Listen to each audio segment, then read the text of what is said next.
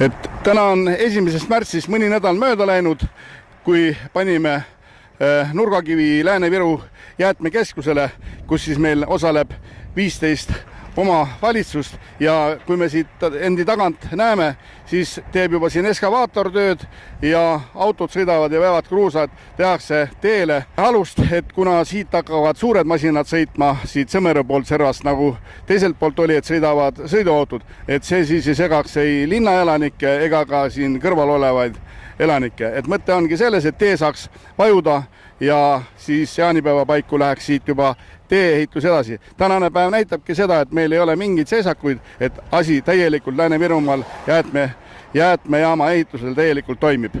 Täna käivad tööd täie hooga ja hetkel on käsil pinnasetööd, juurdepääsuteede aluste rajamine ja trasside ehitamine.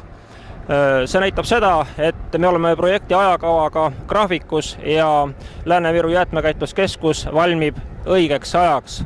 See tähendab käesoleva aasta novembrikuuks. Rajatav Lääne-Viru jäätmekäitluskeskus on mõeldud kogu Lääne-Viru elanikkonnale ja siin võetakse vastu tulevikus kuni 30 000 tonni jäätmeid aastas.